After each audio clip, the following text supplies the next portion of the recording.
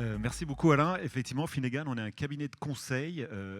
Très concrètement, on accompagne nos grands clients qui sont pour l'essentiel des banques et des compagnies d'assurance dans leur programme de transformation. Et aujourd'hui, évidemment, il y a beaucoup de programmes de transformation qui tournent autour de la transformation digitale, de la transformation réglementaire et de la transformation métier. C'est un peu le triptyque sur lequel on intervient et qui fait notre force.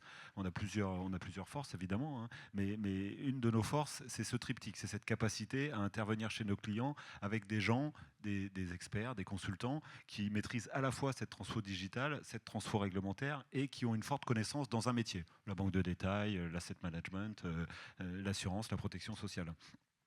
Notre deuxième force, c'est qu'on est aussi capable. On a beaucoup de seniors chez nous, beaucoup de seniorité, beaucoup de gens qui ont 10, 15, 20 ans, 30 ans d'expérience. La moyenne d'âge chez nous, c'est 35 ans. Et donc, on a une capacité importante à la fois à prendre les sujets avec de la hauteur et puis surtout à accompagner nos clients au quotidien, main dans la main, avec eux, tous les jours pour faire avancer le business. Bon, je ne vais pas rentrer dans les détails de comment on est organisé. On a un grand métier qui est le conseil en transfo, qui est travaillé au travers d'une marque qui s'appelle Finnegan Advisory. On a un deuxième grand métier qui est la délégation de fonctions réglementaires. C'est un peu technique, hein, c'est pour certains de nos clients, sociétés de gestion de portefeuille, banques privées, qui n'ont pas de capacité à gérer par exemple des problématiques autour du contrôle interne, du contrôle permanent ou de l'audit et qui nous demandent de faire un peu en intérim management l'expertise autour de ces métiers. Et puis on a un dernier métier qui est solution, où on fait de l'accompagnement de projets informatiques et de ce qu'on appelle la maîtrise d'ouvrage. On est un peu plus de 300, alors on est beaucoup moins implanté qu'Alain, à la fois en France et dans le monde. On est présent en France, en Belgique, au Luxembourg et à Singapour. Et je vous le disais, on intervient en très grande majorité pour des banques et des compagnies d'assurance. Donc la confiance numérique. La confiance numérique, c'est finalement un ensemble de moyens humains, techniques et réglementaires qui permettent de garantir trois choses importantes. La première, c'est l'authenticité de l'identité. Je suis Emmanuel Solès, je suis face à vous, il faut que vous soyez certain que je suis bien la personne que je prétends être. Alors on est en face à face, a priori il y a un badge, Alain a fait la promo, ça doit être moi, mais en tout cas ça c'est un élément important que doit garantir cette confiance numérique. Le second élément important, c'est la fiabilité des échanges. Alors là c'est assez simple, hein, vous imaginez bien qu'il n'y a pas une représentation holographique à ma place, qu'il n'y a pas une image, une photo, et qu'en tout cas je suis bien un être humain qui s'exprime avec vous, mais on verra tout à l'heure quand on est en mode distant, ça peut évidemment être beaucoup plus complexe. Et puis le troisième élément, bien sûr, c'est la sécurité des données dans notre échange. Si je vous donne mon âge et ma situation familiale, c'est pas extrêmement confidentiel, ça va pas être gênant. Si dans notre discussion, on peut commencer à parler de mes revenus, de mes projets, des projets d'acquisition de l'entreprise, enfin voilà. Donc c'est très important également de sécuriser évidemment les données. Donc tout ceci, toute cette garantie que la confiance numérique doit apporter, elle doit l'apporter dans l'environnement digital, qui soit en face à face, ce qu'on est en train de faire ensemble, ou en mode distant. Donc c'est notre définition de cette confiance numérique, garantir ces trois sécurités, ces trois niveaux de sécurité. Mathieu, pourquoi est-ce qu'on parle maintenant de confiance numérique, Mathieu? Pourquoi aujourd'hui et pas il y a quelques années?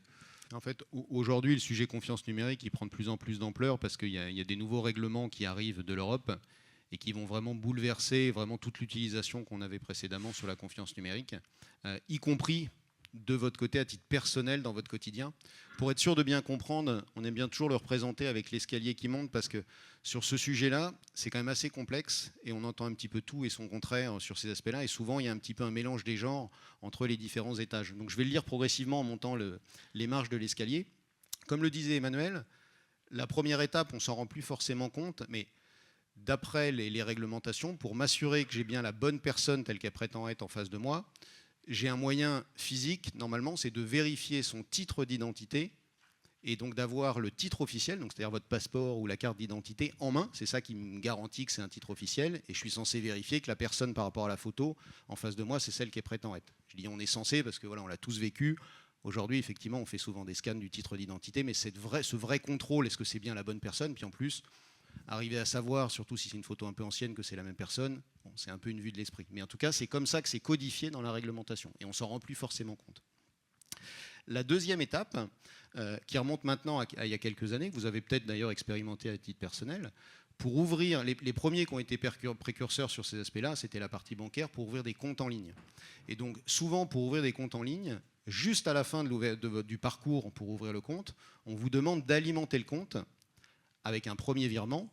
Et c'est en fait, ça vient d'un compte que vous avez ouvert précédemment, donc qui a votre nom dans une banque en Europe.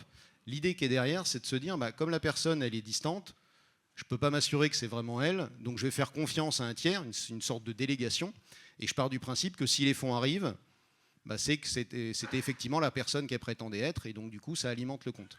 L'énorme inconvénient de ce fonctionnement-là, c'est que dans le parcours, vous laissez votre prospect se sauver sur son autre banque, et du coup, il y avait mécaniquement une déperdition qui était juste énorme. C'est pour ça qu'on est arrivé sur le troisième palier. Et il se trouve que sur ce sujet-là, ce sont nos équipes qui ont expérimenté justement le premier parcours en France sur cet aspect-là. Ça a été d'utiliser de la biométrie faciale pour s'assurer en mode distant que la personne qui est de l'autre côté en train de faire le parcours est bien celle qui prétend être. Ça remonte à il y a maintenant une dizaine d'années. À l'époque, en fait, on l'a oublié, mais le seul usage biométrique qu'on avait en France, c'était celui dans les aéroports, dans les fameux systèmes PARAF. Maintenant, ça s'est vraiment répandu. Et donc, à l'époque, il avait fallu aller négocier avec la CPR et la CNIL pour justement justifier d'un usage de biométrie sur une utilisation bancaire. Parce que dans la réglementation, c'est un usage qui n'existait pas. Donc, on était sur une interprétation de la réglementation, d'une certaine manière. Par contre, ça permettait de faire le parcours de bout en bout sans avoir justement à imposer cette rupture pour faire le virement. Et donc, en fait, je restais bien sur le parcours sous maîtrise, justement, pour bien garder mon prospect au sein de mon parcours. Cet élément-là a fait quand même pas mal de jurisprudence sur la place. Et du coup, il y a eu tout un mouvement à la fois bancaire et au niveau de l'assurance pour essayer de s'engouffrer dans cette utilisation-là, à tel point qu'il y a eu, au niveau de la CPR, il y a eu une réécriture de certains éléments du code monétaire pour le réglementer. Et puis entre-temps, la technologie a évolué, parce que quand on a fait ce premier parcours-là, il y avait un prestataire sur la place qui était capable de le faire, justement sur la partie paraf dans les aéroports. Aujourd'hui, heureusement, la technologie a évolué, et maintenant, il y a toute une batterie, effectivement, de partenaires qui sont capables de proposer cette solution-là.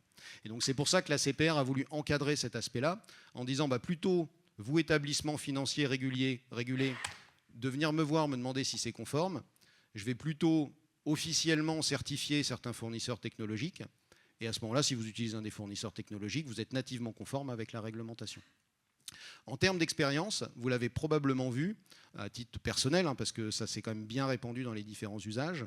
Lorsque vous faites le parcours en mode distant, on vous demande de montrer votre titre d'identité à la webcam, de le bouger. Pourquoi est-ce qu'on fait ça? Je fais écho à la première marche. C'est pour s'assurer que vous avez bien votre titre d'identité officiel en main. En fait, c'est pour ça qu'il y a le contrôle. En plus, il y a des algorithmes qui vérifient que globalement, les encres à lecture variable sont validées pour s'assurer que ce n'est pas un faux document. Et puis derrière, c'est le même cheminement, c'est-à-dire que ça extrait la photo de votre titre d'identité et derrière, ça scanne votre visage et ça vérifie avec un algorithme que la photo et votre visage, c'est bien la même personne. Alors on a l'impression que c'est un peu de la science-fiction comme on voit dans les films. En fait, c'est extrêmement simple, c'est-à-dire que les visages, on ne s'en rend pas compte, mais en fait, ils sont toujours structurés avec deux triangles inversés entre les oreilles et le menton, le nez et les yeux. En fait, c'est deux triangles qui sont inversés, et les proportions de ces triangles-là ne bougent pas toute notre vie, en fait. C'est juste les deux proportions qui bougent quand on grandit en tant que tel. Mais en fait, le seul moyen de falsifier, entre guillemets, cette procédure-là, c'est de casser la structure osseuse du visage. Donc vous voyez que c'est vraiment... On a fait des tests avec certains partenaires, notamment au niveau des douanes, sur des cas un peu extrêmes qui ont été attrapés au niveau des douanes.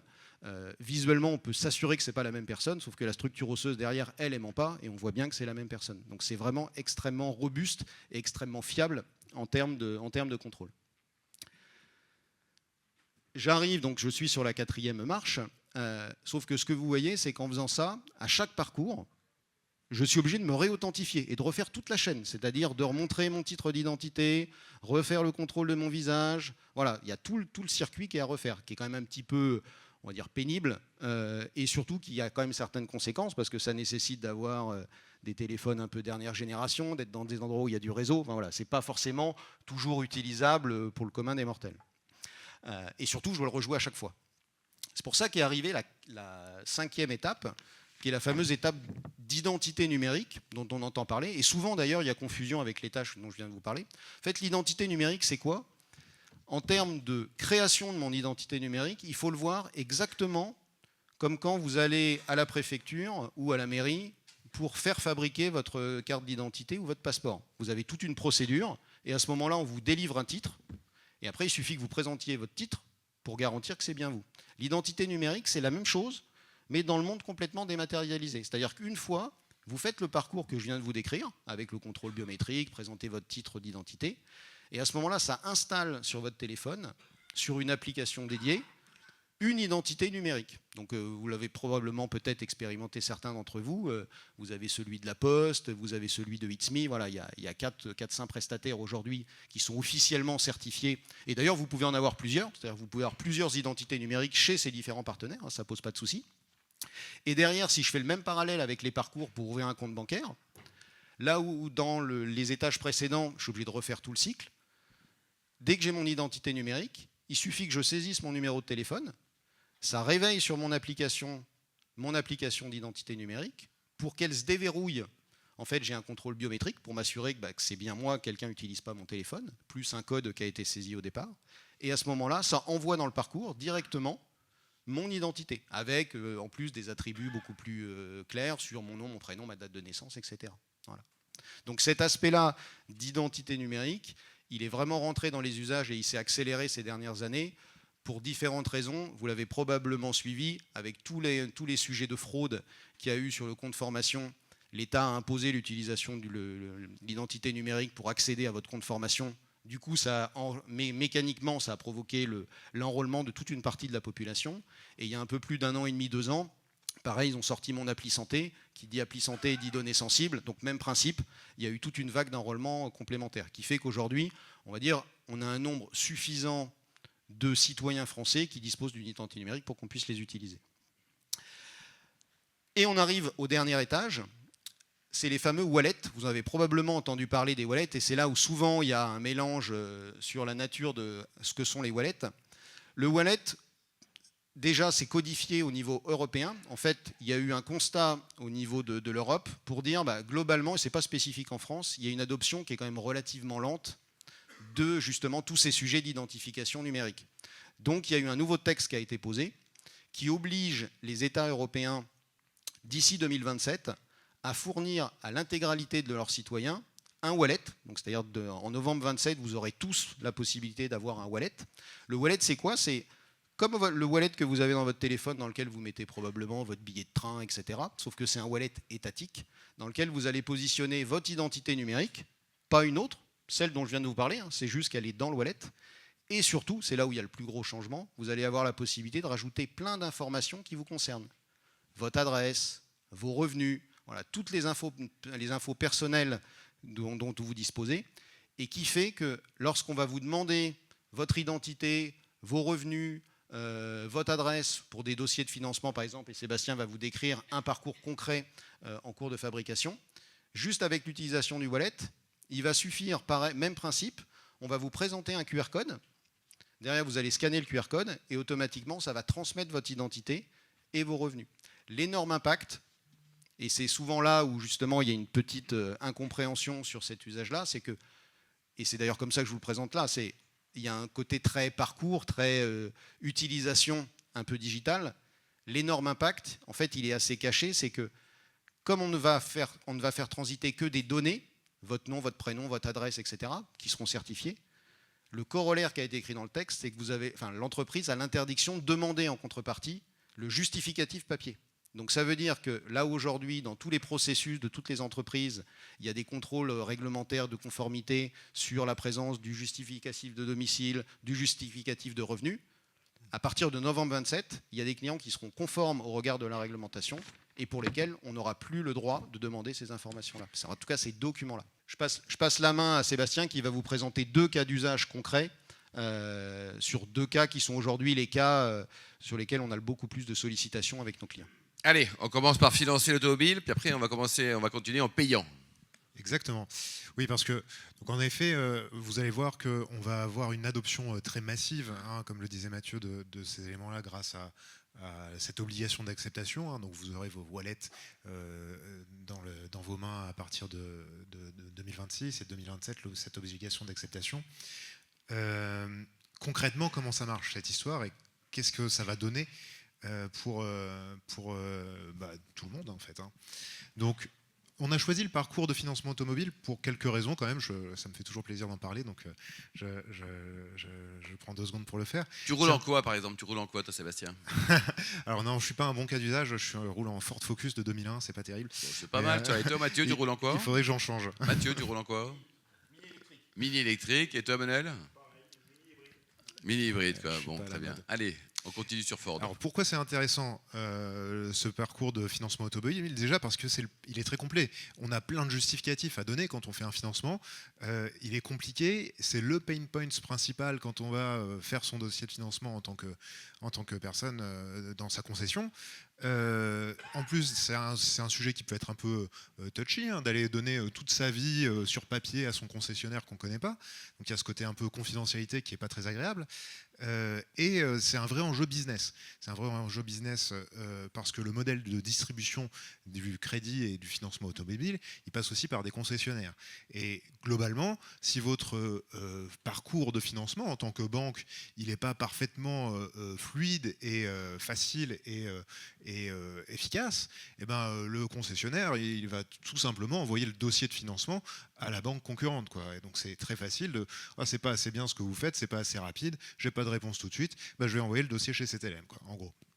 Donc il y a un vrai cas important pour toutes les banques qui font du financement automobile comme ça, d'aller vers ces nouvelles solutions. En plus, je ne vous parle pas de la fraude. Quand on a une fraude sur un sujet de financement automobile, tout de suite, c'est le prix de la bagnole qui est en train de partir. Donc c'est tout de suite des gros montants et des gros enjeux.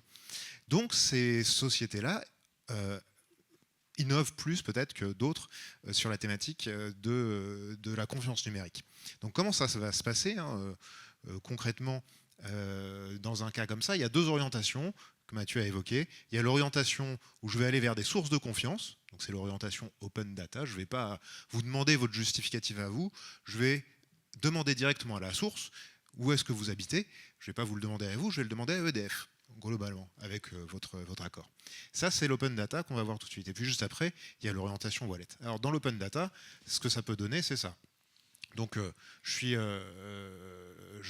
bascule de ce côté justificatif, donc je suis en train de choisir ma voiture, et puis là on me propose de la financer, donc évidemment je l'achète avec un crédit. Première chose, Mathieu le disait, c'est une biométrie faciale pour identifier la personne qui est à côté de moi au lieu de lui demander sa pièce d'identité. Ensuite, donc voilà, cette partie-là sur la partie identité. Et après, je vais arriver sur les justificatifs. Donc les justificatifs, qu'est-ce que je vais avoir? Je vais avoir quelque chose d'assez hybride parce que finalement, tout ne va pas se passer en mode full open data et full justificatif à la source tout de suite. Donc un bulletin de salaire en upload, un avis d'imposition, on va aller chercher directement chez impôt.gouv, et le justificatif de domicile, pareil, avec une connexion, et les informations bancaires directement chez votre banque.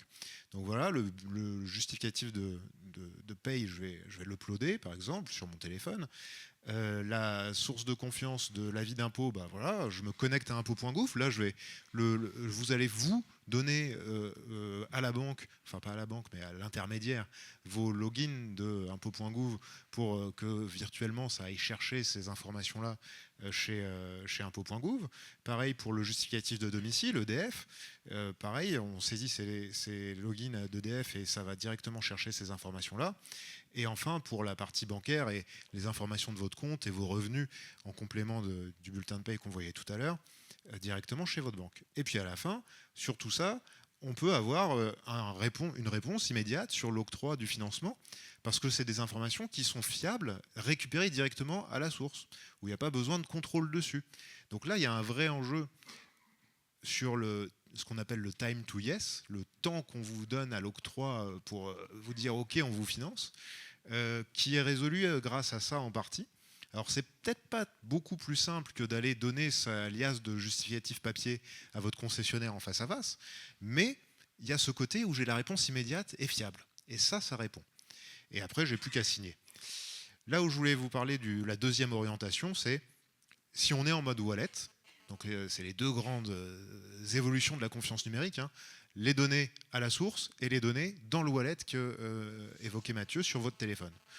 Sur le cas wallet, c'est encore beaucoup plus simple. Parce que là, on considère que vous avez déjà mis toutes vos informations dans vos toilettes à vous, c'est à votre main à vous, et vous avez chargé vos toilettes. Alors du coup, comment ça se passe un parcours de financement dans ces conditions-là? Vous avez déjà toutes vos informations digitales pré-remplies dans cette application et certifiées par des opérateurs de confiance. Votre concessionnaire, il va juste vous mettre sous le nez un QR code qui correspond aux caractéristiques du financement que vous demandez. Il va vous suffire dans vos toilettes tout simplement de scanner ce QR code et de valider que vous voulez bien donner toutes ces informations-là qui sont listées sur vos toilettes, le montant des revenus, le domicile, les mêmes que tout à l'heure, que vous êtes d'accord pour les partager auprès de la banque. Donc pareil, il n'y a plus d'intermédiaire entre vous et la banque. Les données, elles sont à votre main. C'est complètement transparent sur ce que vous partagez. Vous partagez juste votre montant de revenus. Vous ne partagez pas tout votre bulletin de salaire. Donc c'est beaucoup plus fin en termes de fiabilité et de confidentialité. Et une fois que cela est partagé, vous avez immédiatement la réponse de la banque sur vous êtes prêt à être financé, vous pouvez signer votre contrat. Donc ça, c'est la cible. Et ça, c'est en 2027. Et on travaille d'ores et déjà. Donc le premier parcours que je vous présentais, c'est des choses qui sont déjà en train d'être travaillées, même pour beaucoup déjà mis en production chez certains financeurs.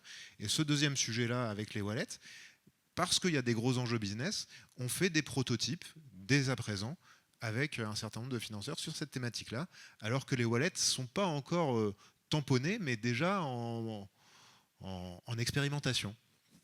Voilà ce que ça donne, le monde des wallets de demain. Et évidemment, en plus, on va signer ces contrats directement dans son wallet aussi. Comme ça, c'est stocké directement dans son appli, mon wallet du moment. Voilà pour les deux cas d'usage que je voulais partager. Rapidement sur les impacts que ça amène concrètement. Sur le côté client, vous l'avez compris, c'est immédiat, on l'a vu. Côté entreprise, Mathieu l'a évoqué, mais je le répète, c'est toute la chaîne de traitement derrière qui est changée. Là, on a tout automatisé. Les personnes qui vont analyser les dossiers de financement derrière n'ont plus à le faire de la même façon.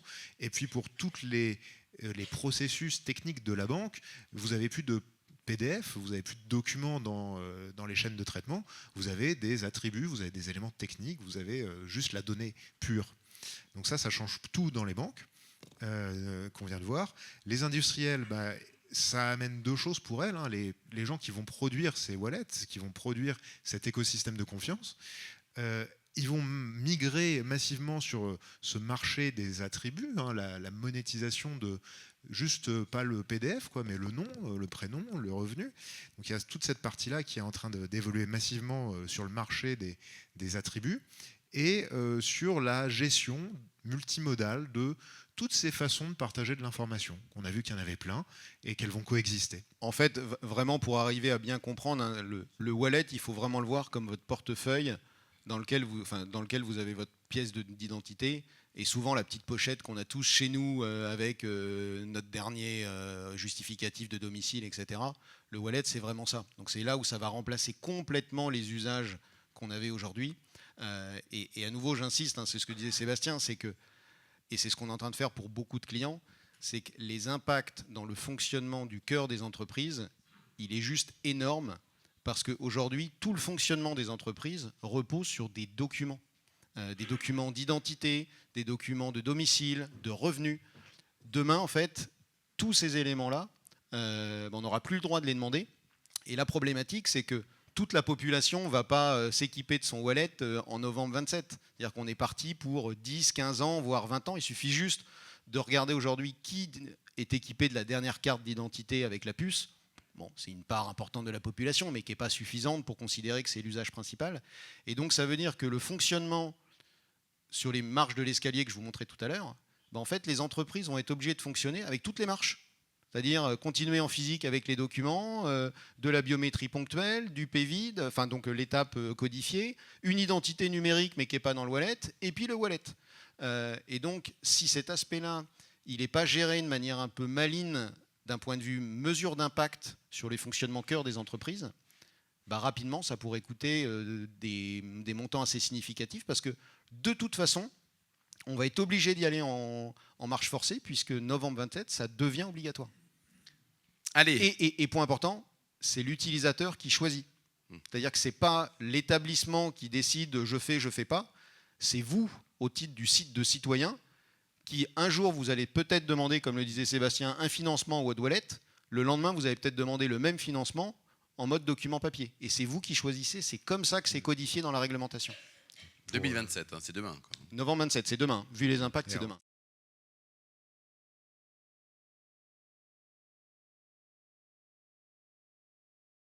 À ce stade, en tout cas, ce qu'on peut dire, c'est que à l'état de nos connaissances actuelles, on n'a pas trouvé de moyens de frauder ces choses-là.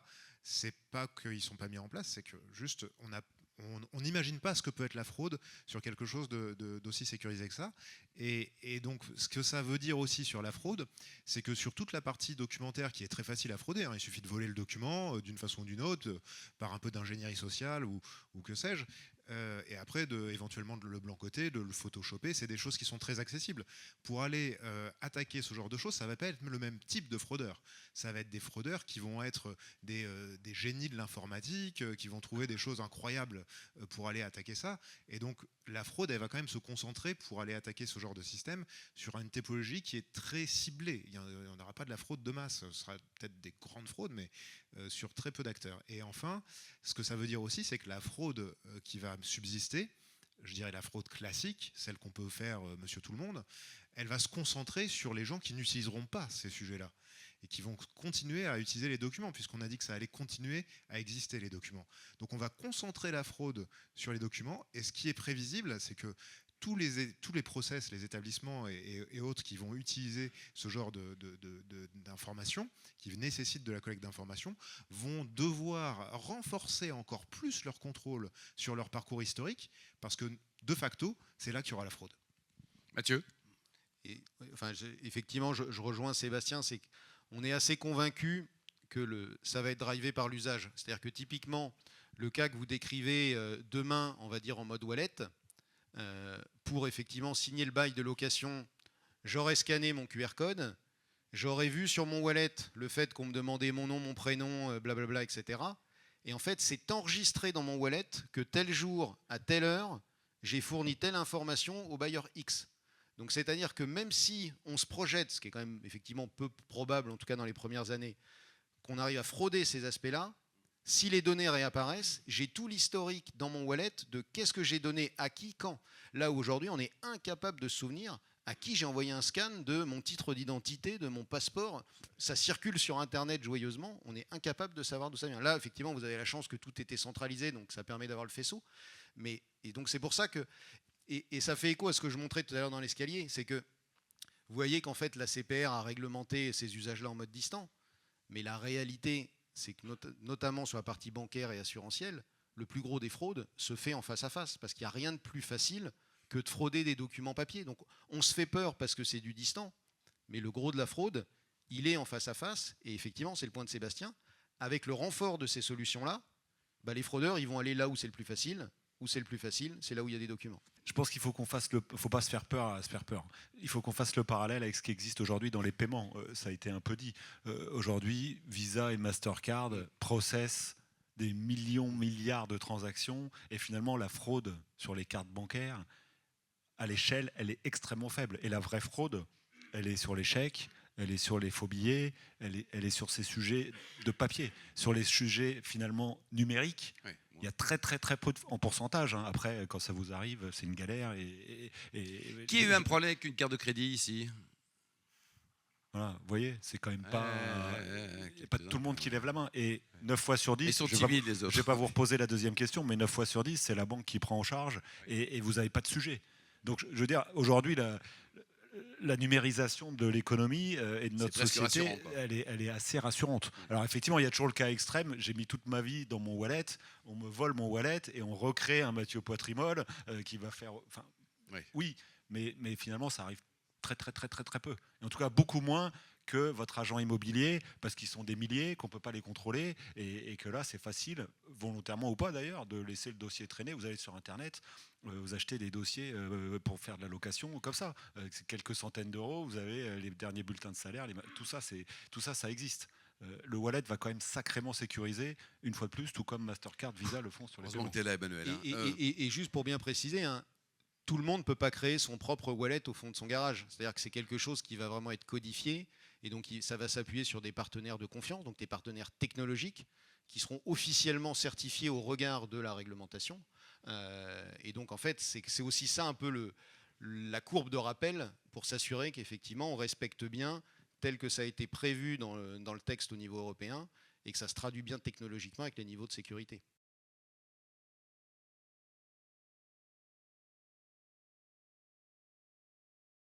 La question, elle est compliquée parce qu'il y a plusieurs dimensions. C'est-à-dire qu'il y a un enjeu pour l'entreprise, je le disais tout à l'heure, à lutter contre la fraude. Et ça, on en est convaincu. Donc, c'est-à-dire, on est assez convaincu que ça vaut le coup de lancer ces investissements-là pour les entreprises parce qu'à un moment donné, on va s'y retrouver d'un point de vue facilitation d'usage proposé à mes clients et lutte contre la fraude. Après, sur le business model du wallet, aujourd'hui, tout n'est pas encore complètement posé. Parce que c'est en train d'arriver. Pourquoi ? Parce qu'il y a plusieurs dimensions dans ce modèle-là. Sébastien l'évoquait tout à l'heure. Comme dans le wallet, je vais avoir des informations certifiées me concernant, mon nom, mon prénom, ma date de naissance, mon adresse, etc. Il y a tout un business qui est en train de se poser sur le fait de me fournir des données qui sont certifiées, parce que des données certifiées, elles ne sont pas certifiées par magie. C'est-à-dire qu'à un moment donné, quelque part, quelqu'un les a contrôlées, alors plus ou moins outillées, mais en tout cas, il y a quelqu'un qui se positionne pour être le garant sur le fait que les données qui ont été mises dans le wallet sont valides, fermes. Donc il y a un business model qui se pose là-dessus. Et là où on est assez convaincu, et ça fait le lien avec le sujet qu'évoquait Sébastien, c'est ça va se faire par l'usage. C'est-à-dire qu'on l'a vu, ça permet de partager des données en tant que tel, etc. Sauf qu'on ne finance pas une voiture toutes les semaines. Par contre, on paye toutes les semaines, voire tous les jours. Et donc, on est assez convaincu que, comme le wallet demain va devenir votre outil de paiement, c'est-à-dire là où aujourd'hui vous payez probablement avec Apple Pay & Co avec votre téléphone, demain vous allez pouvoir payer avec votre téléphone de manière encore plus sécurisée que vous le faites aujourd'hui, puisque la partie, on va dire, identification de votre wallet, on voit qu'elle est plus robuste. Et donc, nous, on est assez convaincus que la différenciation au niveau du modèle derrière, elle va se faire par la facilité de paiement, qui va devenir un cas unitaire très très fréquent. Et moi, en tant qu'utilisateur, je ne vais pas m'embêter à avoir 15 wallets. J'ai envie d'en avoir un que j'utilise tout le temps, dans lequel j'ai fait l'effort à un moment donné de mettre toutes mes données, tous mes documents en tant que tel, et donc je paye avec. Et donc on est assez convaincu que ceux qui vont sortir du lot, parce que ça va faire un petit peu comme, je fais souvent le parallèle avec la téléphonie. Il y a 15-20 ans, des acteurs de téléphonie, il y en avait une quinzaine quasiment en France. À un moment donné, ça se rationalise, parce que je ne vais pas avoir 15 lignes de téléphone. Le wallet demain, ça va être la même chose. On ne va pas s'embêter à avoir 15 wallets. Par contre, j'en veux un qui soit robuste, et donc qui veut dire travailler avec un partenaire derrière qui est officiellement certifié, et je vais tout mettre dedans. Et ça va être mon usage du quotidien. Sébastien, tu avais quelque chose avant la question de Vincent ? Le micro est derrière toi, Vincent. Ouais. Oui, juste pour compléter, en effet, au-delà du schéma très simple de celui qui certifie la donnée, il risque d'être payé par celui qui va la consommer, et celui qui édite le wallet, entre les deux, qui permet de faire la jonction. C'est particulièrement courageux pour une société comme KeepMe de se positionner sur ce marché-là, parce qu'il y a beaucoup d'incertitudes en effet, et donc c'est un marché qui reste à... Il y a aussi beaucoup de potentiel, Sébastien. Beaucoup de travail. Voilà.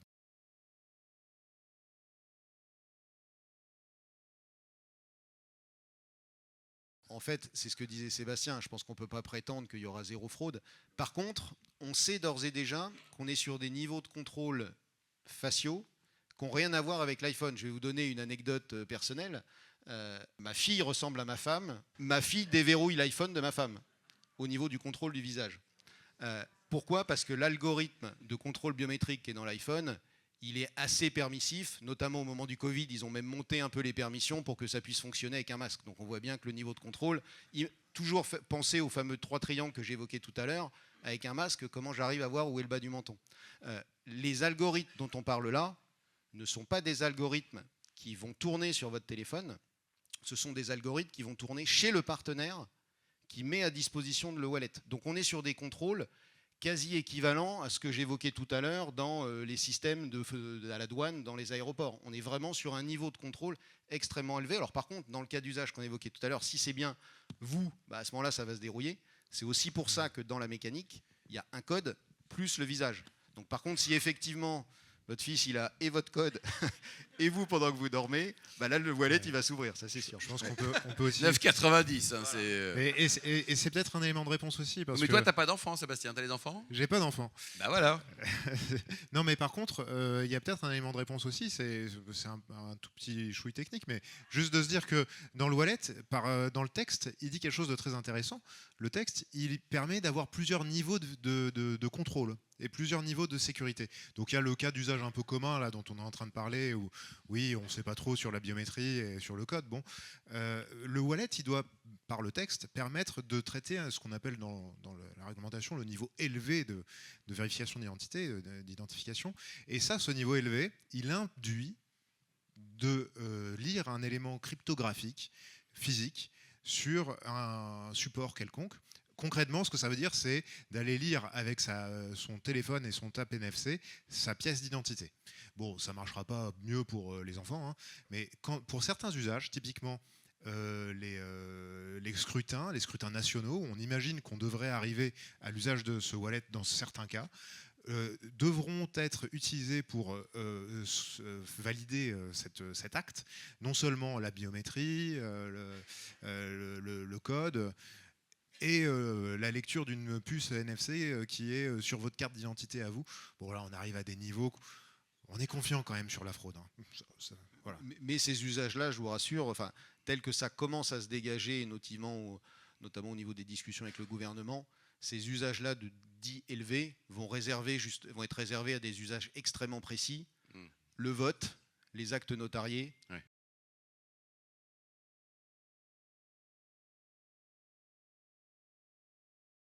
En fait, pour moi, ce qui est sous-estimé, c'est un peu ce que je disais tout à l'heure, c'est l'ampleur de l'impact sur le fonctionnement du cœur de l'entreprise. Et j'aime bien votre question sur l'aspect gouvernance, parce que c'est un des points qui cristallise en plus la problématique chez nos clients. C'est qu'on voit bien que ce sujet-là, il traite du commercial, il traite du digital, il traite de la réglementation, il traite de l'informatique. Et souvent, en fait, les entreprises sont conscientes que la vague est en train d'arriver. Mais en fait, d'un point de vue gouvernance très opérationnel dans les entreprises, qui prend le sujet? Et en fait, le temps que ça tourne et qu'on se pose la question concrètement qui prend le sujet, bah, le calendrier continue à tourner. Et donc aujourd'hui, on va dire, pour moi, le point le plus prégnant, c'est celui-là. C'est il y a urgence au niveau des entreprises de lancer les impacts pour se mettre en correspondance avec cet aspect-là, et qui veut dire poser une gouvernance peut-être un peu atypique, qui va réunir plein de piliers différents, silotés, pour plein de bonnes raisons dans l'entreprise. Sauf qu'en fait, pour que ça fonctionne, il faut le faire. De toute façon, comme tout le monde va être obligé d'y aller en marche forcée, novembre 27 va arriver à grands pas. Et donc sur l'aspect impact, je pense que c'est ça qui est clairement aujourd'hui fortement sous-estimé. Sébastien? En effet, gouvernance peut-être. J'ai pas l'impression que les sujets soient mal adressés. On a des grosses thématiques sur l'interopérabilité. Moi, j'aurais parlé de ça, mais qui sont bien traités par la commission et par les groupes de travail. C'est en cours. C'est un des enjeux, l'interopérabilité de tous ces wallets. Il y a un sujet sur tout ce qui est, évidemment, on l'a adressé un petit peu en pointillé, hein, mais sur la souveraineté, sur l'adoption, comme le disait Mathieu, quelle sera la place des wallets par rapport aux GAFAM qui vont se positionner aussi? Est-ce que les GAFAM vont eux-mêmes être estampillés wallet au sens EIDAS un jour? Et dans ce cas-là, quelle sera leur place dans cet écosystème? Ça, c'est un sujet qui ne me semble pas complètement adressé sur la posture et la place qu'on veut donner à ces acteurs américains. Emmanuel? Dans ce cadre. Ouais, je pense qu'il y a peut-être un dernier sujet qui est sous-estimé, mais qui concerne finalement tout le monde numérique dans lequel on vit, hein, qui est un peu l'éducation numérique. Et on en parlait, je ne sais plus qui en parlait, mais une fausse app, un faux wallet, quelle va être la capacité de tous les gens dans cette salle, moi y compris, hein, à faire le bon choix et à ne pas se fourvoyer avec finalement un mauvais chemin parce que, comme disait Mathieu, l'usage était vachement plus sympa. Hein, on l'a tous expérimenté avec certaines néobanques qui ont démarré et puis finalement qui ont fermé rapidement parce que l'expérience était top, mais il n'y avait pas d'agrément bancaire, il n'y avait pas de contrôle, il n'y avait pas de conformité, et ça s'est pas très bien terminé. Donc je pense que le sujet qui est sans doute très sous-estimé dans les prochaines années, c'est cette éducation numérique, cette appropriation numérique nationale, hein, parce qu'il va falloir que tout le monde y passe, et donc ça veut dire qu'il va falloir que tout le monde ait cette approche, cette réflexion, cette à la fois confiance et défiance vis-à-vis de ce qui est proposé. Et ça, je pense que c'est un vrai sujet de société qui dépasse vraiment les entreprises et les consultants. Parce que, juste pour préciser, Sébastien il parlait d'interopérabilité, parce que c'est vrai qu'on ne l'a pas dit. Qui dit texte européen dit que tout ce qu'on vient de présenter là est valable aux bornes de tous les pays d'Europe, hors UK. Et donc typiquement, demain, vous souhaitez aller financer une voiture allemande en Allemagne, vous allez le faire exactement de la même manière que celle que Sébastien vous a présentée. Et inversement, c'est-à-dire il y a des wallets arrivant d'autres pays de l'Europe qui vont devoir fonctionner avec l'ensemble des entreprises françaises. C'est vraiment ça ce qu'on met derrière l'interopérabilité.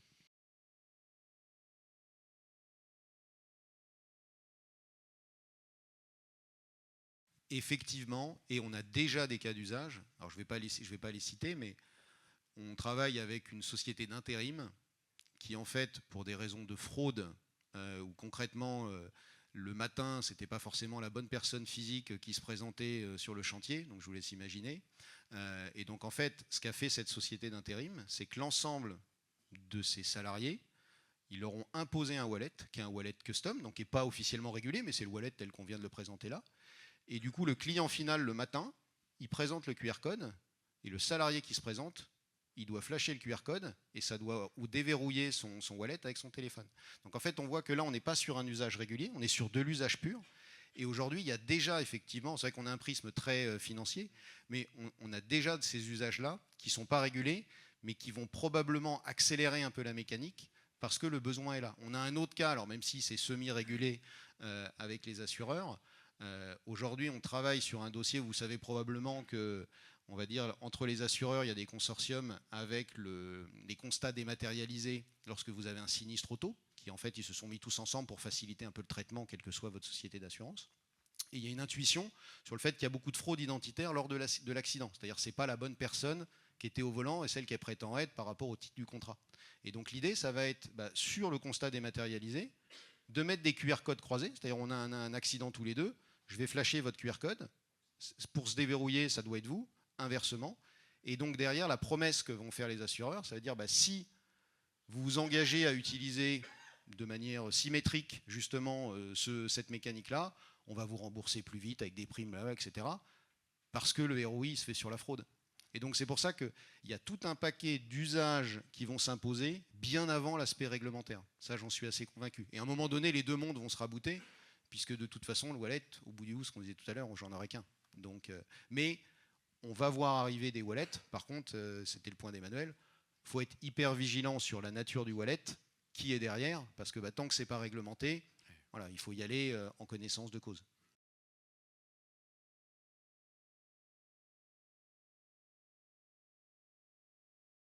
Concrètement, lorsque je positionne mes informations de domicile, par exemple, la première fois, je vais aller chercher, on va dire, chez un partenaire qui va certifier mes infos de domicile. Ça marche en fait comme votre justificatif de domicile. Aujourd'hui, on vous impose un justificatif de domicile de moins de 3 mois. En fait, dans votre wallet, il va y avoir la date à laquelle votre adresse a été vérifiée.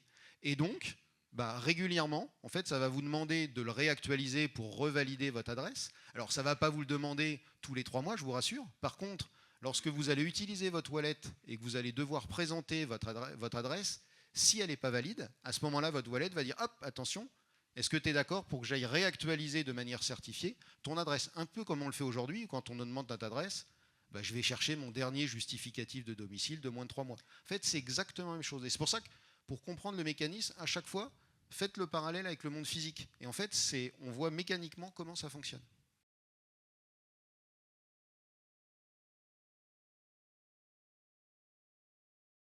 c'est un enjeu de digitalisation assez classique, hein. Donc on remplace du papier par des flux informatiques. Donc même réponse que pour beaucoup d'autres sujets du même acabit.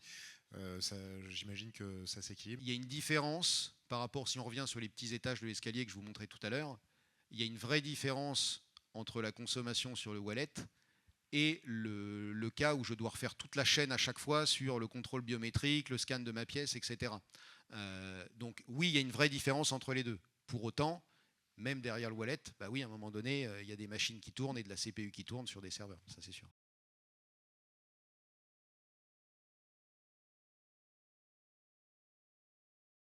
Conclusion, mais on l'a un petit peu dit, vous l'aurez compris, notre conviction c'est, il y a urgence dans les entreprises à se mettre en termes d'impact, de préparer cette arrivée-là.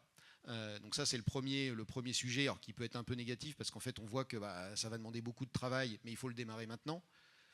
L'autre côté, et c'est là-dessus que je finirai de manière positive, c'est que ça va ouvrir, en termes d'usage, des opportunités qu'on n'imaginait pas et qu'on ne pouvait pas faire aujourd'hui. Les deux exemples que je prenais tout à l'heure sur le hors financier, on va dire, c'était impossible de contrôler l'identité de mes personnes d'intérim qui se présentent, c'est impossible de vérifier la personne qui était au volant au moment de l'accident. Donc en fait, au-delà du côté impact, ça permet d'ouvrir tout de suite à des nouveaux usages qu'on n'imaginait pas. Et clairement, ça va être la course à l'usage parce que ceux qui vont trouver par rapport à leur business model les nouveaux usages vont être vraiment différenciants par rapport à ces aspects-là. D'où le fait que, c'est ce qu'évoquait Sébastien, pourquoi les captives financières font partie de ceux qui sont les plus avancés sur cet aspect-là? Parce qu'il y a un enjeu business de donner l'accord tout de suite du financement quand la personne elle est directement dans la concession, pour qu'il signe le deal tout de suite. En fait, on voit bien que le sujet il est très très business derrière.